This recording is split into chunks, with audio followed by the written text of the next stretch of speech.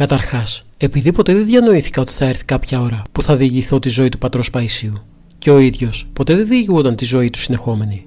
Γι' αυτό μπορεί να υπάρχουν μερικά κενά στις ημερομηνίες και στην ιστορία των πραγμάτων. Εγώ απλώς, από ευγνωμοσύνη για τον Γέροντα, δέχτηκα να δώσω μια δική μου μαρτυρία για την όσια ζωή του, την παρουσία του στην Ορθοδοξία, στην Εκκλησία μας, για όσα πράγματα είδα από την παραμονή μου στο Άγιον Όρος και όσα άλλα αξιόπιστοι άνθρωποι μου διηγήθηκαν.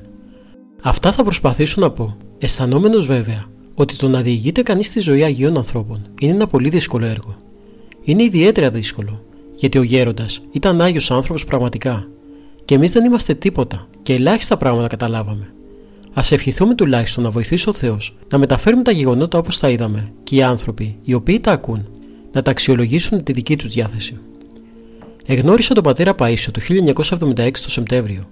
Πρώτη φορά πήγαινα στο Άγιον Όρος και εκεί μαζί με άλλους συμφοιτητές μου επισκεφθήκαμε τον Γέροντα όταν ευρίσκεται στο καλυβάκι του, στον Τίμιο Σταυρό, κοντά στη Μονή Σταυρονικήτα. Εγώ εκεί τον γνώρισα. Μπορώ να πω ότι πήγαμε με διαθέσεις περιέργειας να δούμε τον Γέροντα, για τον οποίο τόσα είχαμε ακούσει.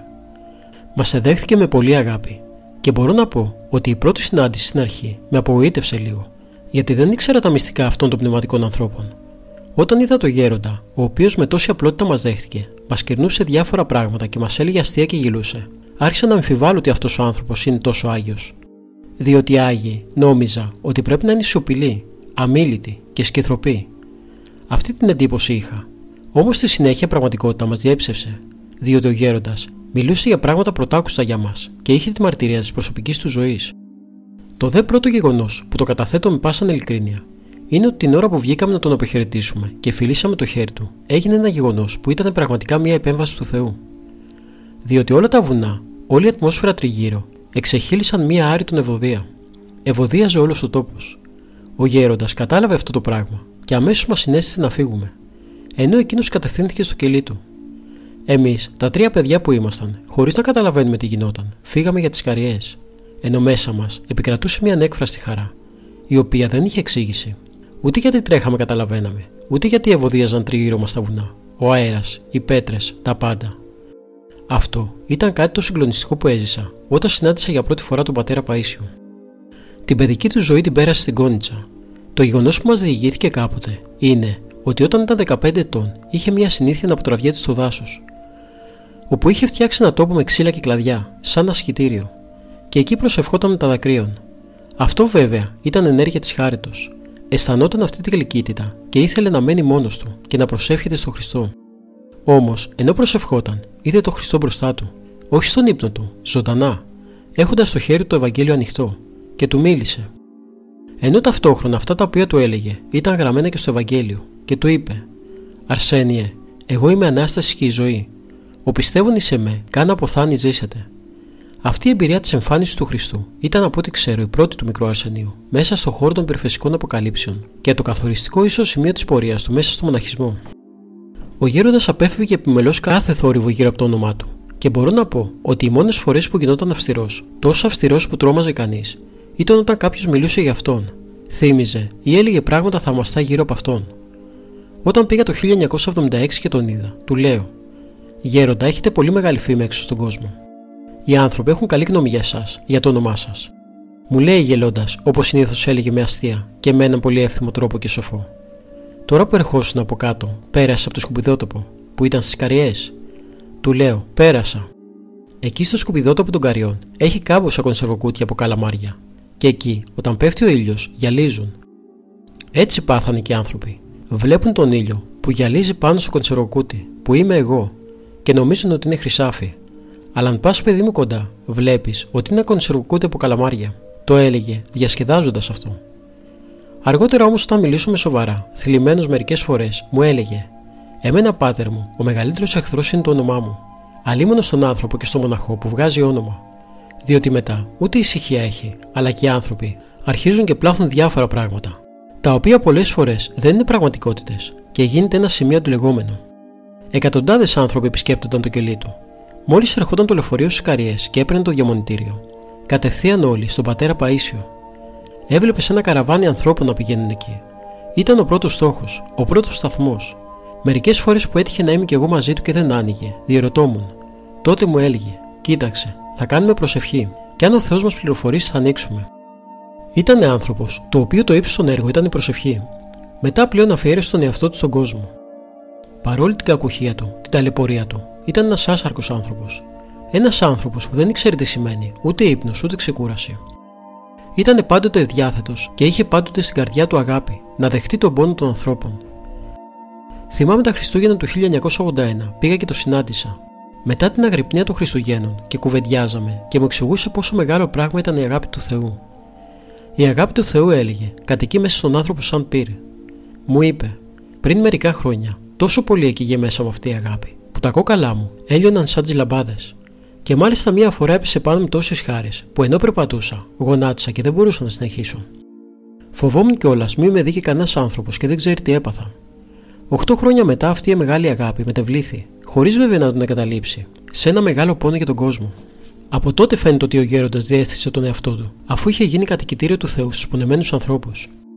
Τον πατέρα Παΐσιο τον επισκέπτονταν άνθρωποι όλων των τάξεων, και μορφωμένοι και αμόρφωτοι, και επίσκοποι και πολλοί καθηγητές, άνθρωποι ακόμα και άλλων θρησκειών, κάθε λογής άνθρωποι. Γενικά, και οι τόποι που κατοικούσε ήταν απαραμύθιτοι. Το κελί του Τιμίου Σταυρού ήταν ένα τόσο απομακρυσμένο κελί, που θυμάμαι ότι όσο έβλεπε το μάτι μας τριγύρω, δεν βλέπαμε κανένα άλλο κελί μόναχου. Έρημος.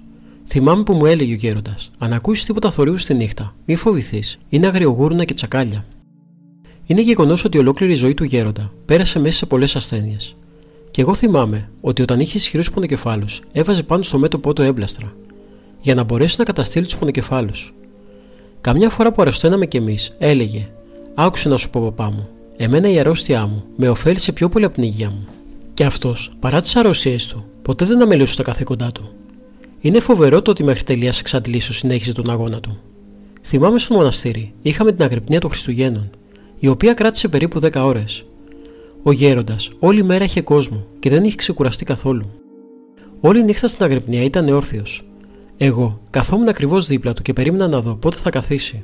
Δεν κάθισε καθόλου όλη νύχτα, ήταν όρθιος. Μου λέει σε μια στιγμή: δεν φεύγεις λίγο πιο εκεί?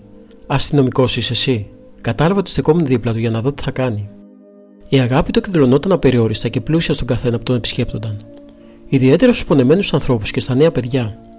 Θυμάμαι κάτι που το έζησα πολύ καλά, το 1982, όταν είχε έρθει στο Άγιον Όρος ένα παιδί από την Αθήνα, ο οποίος ήταν ένας σύγχρονος νέος, γεμάτος ανησυχίες, μπλεγμένος με πολλά πράγματα δύσκολα, απογοητευμένος από τη ζωή του και το περιβάλλον του, με ρούχα βρώμικα, μια κατάσταση που μαρτυρούσε την ακαταστασία και την ανησυχία του νέου αυτού. Πήγε το παιδί αυτό στον πατέρα Παΐσιο, μίλησαν και μετά έφυγε. Μετά από 2-3 μήνες ξαναγύρισε και μου διηγήθηκε κλαίγοντας το εξής πράγμα. Στην Αθήνα, όταν είχε κάποιες ατυχίες και τον έπιανε μελαγχολία αυτή, η κατάθλιψη, ανέβηκε στη μηχανή του να πάει να αυτοκτονήσει. Τρέχοντας έλεγε: δεν υπάρχει κανένας στον κόσμο, κανένας δεν με αγαπάει, δεν έχει ενδιαφέρον, καλύτερα να σκοτωθώ, να τελειώσει η ζωή μου. Βγήκε από την Αθήνα, πορευόταν στον δρόμο και είχε σκοπό να τελειώσει τη ζωή του. Ενώ έτρεχε, ξαφνικά κινητοποιήθηκε η μηχανή του, δίχως να πάθει τίποτα. Συγχρόνως είδε μπροστά του τον πατέρα Παΐσιο, ο οποίος του είπε: σταμάτα, μην κάνεις αυτό το πράγμα. Μόλις είδε τη μορφή του γέροντα, αμέσως θυμήθηκε ότι αυτός ήταν ο μόνος άνθρωπος που τον αγάπησε πραγματικά και του εξέφρασε την αγάπη του.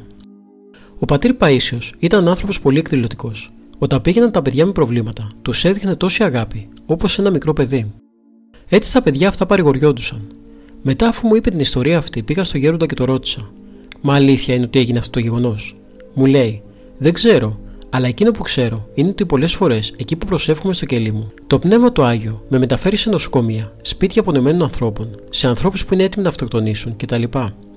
Εγώ δεν κάνω τίποτα, παρά μόνο προσεύχομαι και ανάβω κεριά. Μέσα στο κελάκι του είχε συνεχώς αναμένα κεριά μπροστά στις εικόνες του. Ήταν ένα απέριτο κελί, ασχετικότατο, πάμφτωχο, με εικόνες χωμένες στον τοίχο και κεριά αναμένα. Κάποτε που ήταν άρρωστο στον Τίμιο Σταυρό και τον υπηρετούσα, έμπαινα συνεχώς στο κελί του. Ήταν ένα πολύ μικρό κελί, 2,5 x 2 μέτρα, και πάντα ο γέροντας έκαιγε μια σόμπα ρωσική χωνευτή στον τοίχο, γιατί υπέφερε από το κρύο. Στη μία γωνιά ήταν το κρεβατάκι του, το οποίο ήταν ξύλινο σαν φέρετρο, γεμάτο εικόνες και ένα μεγάλο μοναχικό σχήμα ρωσικό επάνω.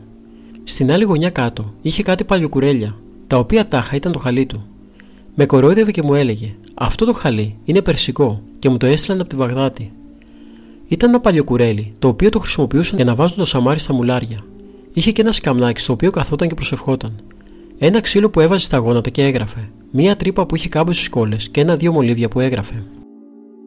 Ήταν πάμφτωχος ο πατήρ Παΐσιος, δεν είχε τίποτα. Πολλοί άνθρωποι το άφηναν χρήματα, τα έκρυβαν για να τα βρει μετά. Όμως ο γέροντας, όταν έβρισκε χρήματα, συνήθως τα έβαζε μέσα σε βιβλία ή περιοδικά και τα έδινε. Τόσο φτωχός ήτανε, που κάποτε θυμάμαι μου είχε πει ότι δεν είχε ούτε 500 δραχμές να αγοράσει ψωμί. Δεν είχε πετρογκάζ, δεν είχε τίποτα από αυτά τα μαγειρικά είδη. Είχε ένα-δύο κουτιά από κονσέρβες και μέσα σε αυτά έριχνε τσάι ή έβραζε ρύζι. Είχε και μία μικρή κατσαρόλα που τη χρησιμοποιούσε όταν σπάνια φιλοξενούσε ξένους. Τότε, όπως έλεγε, έριχνε και μία κουταλιά φακές μέσα για να γίνει επίσημο γεύμα. Έτρωγε καμιά ντομάτα ή χόρτα που είχε από το μικρό του κήπο. Όταν έμεινα εγώ μαζί του, μου έλεγε κάθε 2 μέρες: «Σήκω να πας να φας σε κανένα μοναστήρι και να έρθεις πίσω». Στο κελί του είχε μόνο τσάι και παξιμάδια, τίποτε άλλο. Αυτός ο άνθρωπος μπορώ να πω ότι όσο τρώμε εμείς ένα γεύμα, το έτρωγε σε 2 εβδομάδες. Πραγματικά ήταν ένας άσαρκος άνθρωπος, ένας επίγειος άγγελος και ένας ουράνιος άνθρωπος. Δεν ήταν μόνο ότι δεν έτρωγε σχεδόν τίποτα, αλλά και δεν κοιμόταν σχεδόν καθόλου. Σαν μοναχός ασφαλώς, τηρούσε με ακρίβεια το πρόγραμμα των ακολουθιών του καθημερινά, του εσπερινού, του αποδείπνου, του μεσαινοκτικού, του όρθρου, των ωρών. Αργότερα αντικαθιστούσε τις περισσότερες από τις ακολουθίες αυτές με το κομποσχήνι. Κάθε βράδυ αγρυπνούσε, ξεκουραζόταν λίγο μετά τη δύση του ήλιου και ελάχιστα ακόμη πριν την Ανατολή, και αυτό το έβλεπα και εγώ όταν πήγαινα. Θα σας πω μια εμπειρία που είχα προσωπική, γιατί είναι μια μαρτυρία για την αγιότητα αυτού του ανθρώπου. Όταν το 1977 πήγα κοντά του και έμεινα αρκετές μέρες, συνέπεσε να είναι η γιορτή του Τιμίου Σταυρού. Ήταν 13 Σεπτεμβρίου με το παλιό ημερολόγιο, και μου λέει: «Θα κάνουμε αγρυπνία απόψε, και το πρωί θα έρθει ένας ιερέας να λειτουργήσει». Εγώ ήμουν διάκος τότε. Πράγματι, έμεινα εκεί. Και από τις 4 περίπου το απόγευμα μου είπε να κάνουμε σπερινό λέγοντας την ευχή με το κομποσχήνι. Πράγματι, κάναμε 1,5 με 2 ώρες προσευχή με το κομποσχήνι. Στις 6 ώρα με φώναξε, μου έκανε ένα τσάι, μου έδειξε πώς να κάνω την αγρυπνία με το κομποσχήνι και μου είπε ότι γύρω στις 1,5 ώρα τα μεσάνυχτα θα με ειδοποιούσε για να διαβάσουμε την ακολουθία της Θείας Μεταλήψεως. Και μετά πάλι θα συνεχίζαμε μέχρι το πρωί που θα ερχόταν ο ιερέας. Πράγματι, προσπαθούσα κι εγώ να κάνω ό,τι μου είπε. Όλη τη νύχτα άκουγα το γέροντα που προσευχόταν και περπατούσε πάνω κάτω και αναστέναζε. Ήταν μια συγκλονιστική εμπειρία, γιατί μέσα σε εκείνη την έρημο εγώ φοβόμουν. Αλλά ο γέροντας ήταν σαν στήλος ακλόνητος και προσευχόταν διπλά. Πήγαμε στην εκκλησία. Το εκκλησάκι του ήταν στενόμακρο και είχε 5 εικόνες μέσα στο τέμπλο, αλλά μόνο ένα σασίδι μέσα. Με έβαλε εμένα στο σασίδι και ο γέροντας δίπλα μου, και αρχίσαμε να διαβάζουμε την ακολουθία της Θείας Μεταλήψεως. Ο γέροντας έλεγε τους στίχους «Δόξα ο Θεός ημών, δόξαση», και ύστερα στα θεομητηρωικά τροπάρια «Υπεραγία Θεοτό και σώσον ημάς». Κάθε φορά που έλεγε ένα στίχο έκανε μια διαφυαία μετάνοια, και εγώ δίπλα με το κερί έβλεπα και διάβαζα το τροπάριο. Όταν φτάσαμε στο τροπάριο που λέει «Μαρία Μήτηρ Θεού της Ευωδίας, το σεπτόν σκήνομα», και είπε ο γέροντας «Υπεραγία Θεοτό και σώσον ημάς», με ένα πολύ πονεμένο τρόπο, τότε αμέσως εγώ πήγα να πω το «Μαρία Μήτηρ Θεού».